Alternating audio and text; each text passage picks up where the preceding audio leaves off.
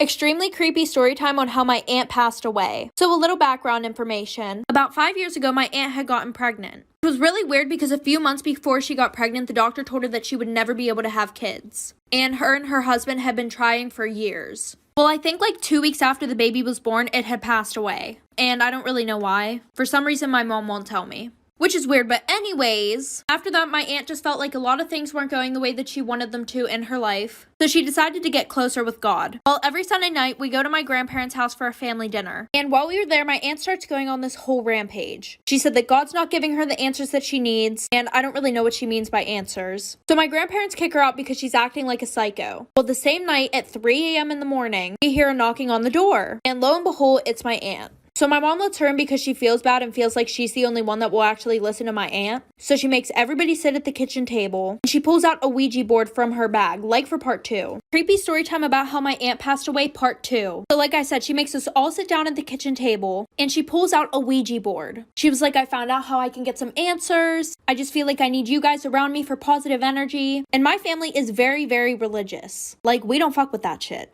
But because my mom felt bad for her, she let her use it in our house. But my mom didn't want my sisters and I around that, so she just sent us to bed. Well, the next morning, I wake up and I ask my mom what happened with the Ouija board situation. My mom just said that it was really scary, because before she thought it was like a load of bullshit, and she said that her and my dad didn't touch the Ouija board, because like I said, they were very religious and did not mess with that stuff. But apparently, it said for her not to buy a house with the numbers 2815. Well, 2 years later, my aunt got remarried, and her husband ended up having 2 kids. So they bought a new house, and no, it didn't have the numbers on it. One of their kids accidentally shattered the glass door, so they went and got a new one, and it came with those exact numbers on it. 2 days later, the house burnt down and nobody survived. Storytime about the 2-year-old boy who lost his life at the Pittsburgh Zoo. On a Sunday morning, a mother decided that she was going to take her son to the zoo. Everything was going good until they had gotten to the wild African dog exhibit. I'm going to insert a picture of what it looks like right here.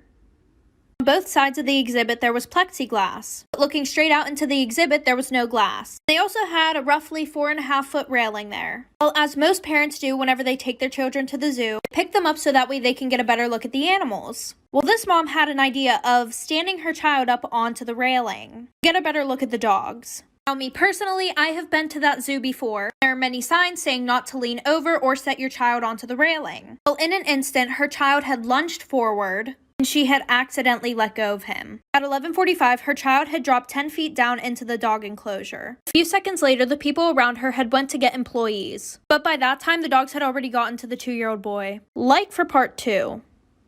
Part 2 about the 2-year-old boy who lost his life at the Pittsburgh Zoo. So like I said, she had dropped her child into the exhibit, and by that time the dogs already got to him. As soon as this happened, visitors went and told the employees. Shortly after, zookeepers were able to call off several of the dogs, and they had immediately went back into the building. 3 more were eventually drawn from the child, but the last dog was very aggressive and the police had to shoot the animal. The father soon arrived at the scene, and after the mother and father were taken to the hospital for immediate trauma therapy. Since the exhibit opened in 2006, USDA had conducted over 35 inspections on that exhibit, and none of those times did they decide that it was unsafe. And this situation happened in 2012. Parents decided to sue the zoo in May of 2013. In court, the mother had argued that the zoo had failed miserably to prevent the attack. And this is what the zoo said. This was caused because of the mother's negligence and carelessness. I'm going to tell you guys my opinion real quick. I think it's the mother's fault. What do you guys think?